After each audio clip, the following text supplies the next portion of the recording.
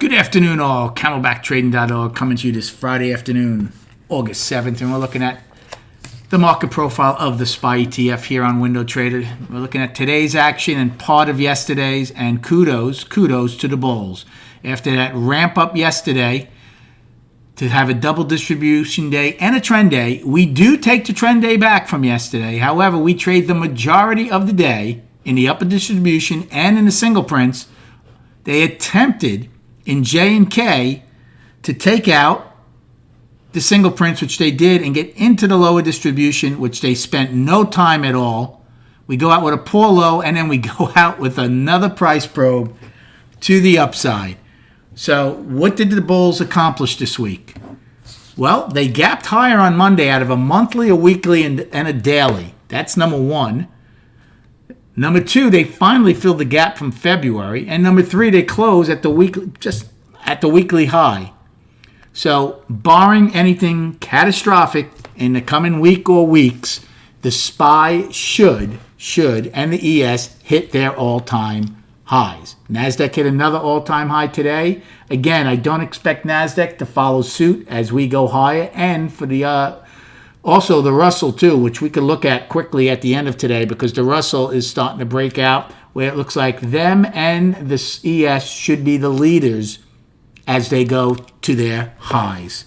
As far as today, I had a good day.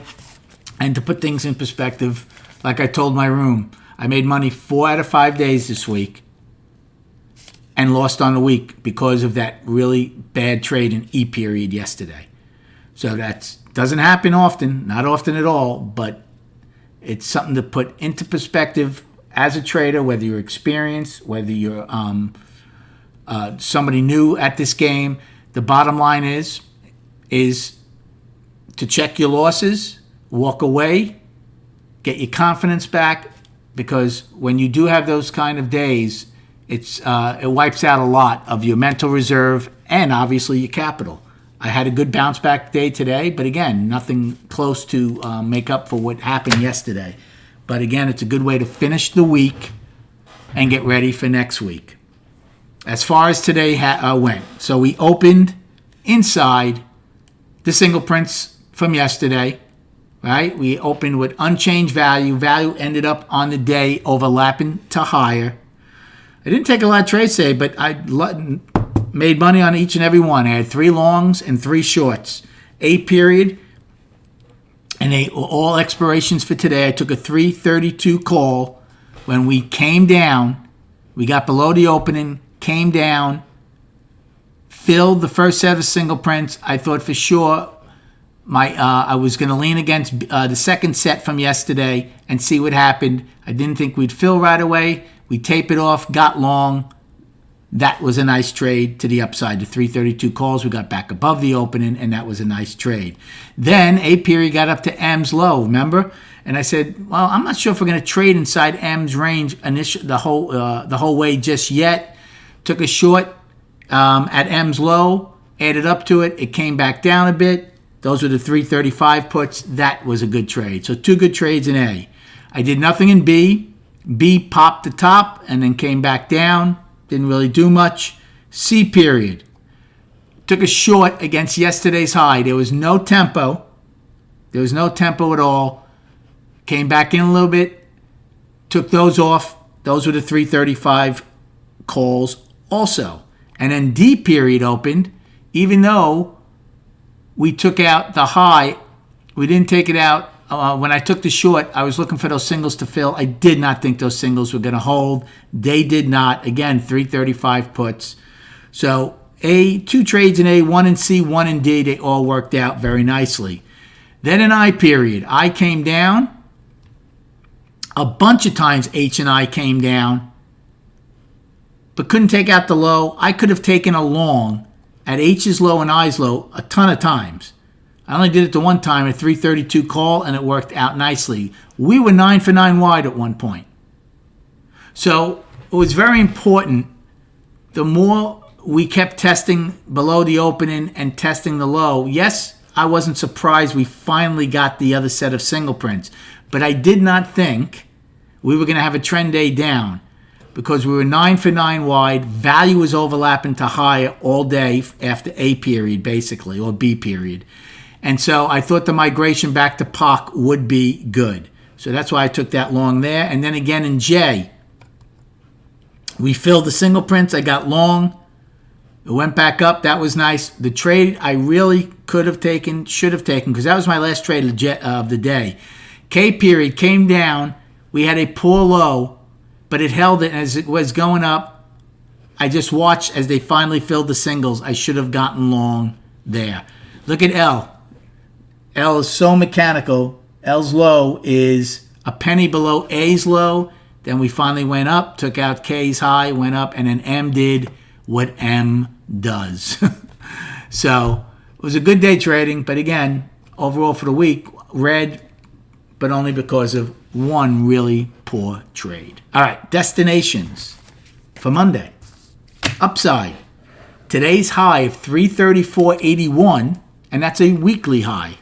And then above that, we have that afternoon rally high. We missed it by 1 cent. And the reason we missed it, when the 350 algo went off, I'm in 3-tick increments here. We popped up. There's a bunch of price points that didn't get traded at, but it did trade at 334.81. 334.82 afternoon rally high from February 21st, 335.81 daily high. Single prints 337.26 filling at 55 cents from February 20th. 338.64 daily high, poor high. So even though we have a poor low today, poor lows and poor highs can last for a long time, right? That's from February, that poor high that we still have. All right, for the downside, we have today's price probe, D's high. So even though we closed just below it, we don't know if it's accepted or rejected to Monday, 334.65 price probe. Then we have 333.84 G's low. That's the POC, 11 wide. Then we have today's low of 332.20, which is a poor low. And then we have 331.13 daily low and filling the gap at 330.06, a 107-point gap. Let's go to the charts, because I want to show you a couple of those. I think it'll be interesting, not just to spy. Okay, monthly. 1 week into the month, we are one time framing up 4 months, getting distance, next stop, all aboard the all-time high. Weekly, one time framing up 5 weeks, distance away from last week, the last 2 weeks' highs as we close at the high. Again, just like the gap in the monthly, gap in the weekly, next stop, all aboard, the all-time high. Daily, one time framing up 6 days, 2 gaps. Now, we didn't get a lot of distance away from yesterday, but the next destination is all-time high. But here's what I'm going to do as far as the daily. Now, I've said this before. I think it would be healthier for this market to trade sideways and not just continue to gap up because it's poor structure. Get some sideways trade maybe next week and then go for the all-time high. Wouldn't have a problem with that. Daily, even though we took out yesterday's high, we only took out yesterday's high. Well, actually, we took it out by a lot more now. I apologize. So I can't even say that. I was going to say I would kind of treat it like an inside day, but I'm not going to do that. So, based on that, we're just going to say we're one time framing up for 6 days. Do I think it's healthier to trade in a balance? Maybe come down, take this gap out, balance here within these 5 days, and then go for the all-time high? Yeah, I think it would be healthier. Is it going to do that? Who knows? That's anybody's guess. Now, let's look real quick on the triple Qs, because, again, they came out of a 4-week balance to the upside. Gap is holding. 269.79 was the top of the 4-week balance, so we held it. So they're still getting distance away. So again, the NASDAQ is still healthy. Here's the one, though, along with us, that I think is going to possibly lead the way. Here's the Russell. March's high is 154.20. We finally got it.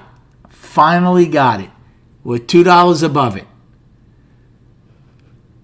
It's important.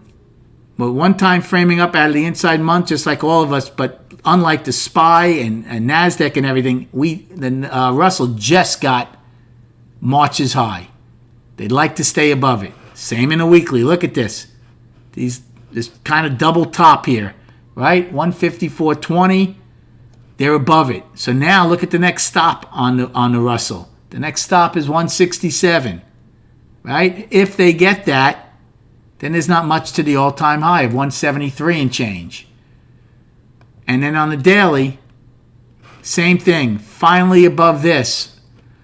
Now look, I'm not saying the Russell's going to its all-time high. However, I am saying if they hold that monthly high, they should at least in the coming weeks, get to the 167 level.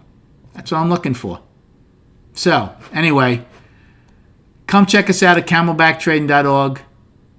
Remember, I'm having a webinar a week from tomorrow at 10 a.m. Eastern Time. If you have an interest, please email me, paul@camelbacktrading.org. We're going to recap all of next week's trades for, as they happen for next Saturday. I hope you had a great day. Enjoy the weekend.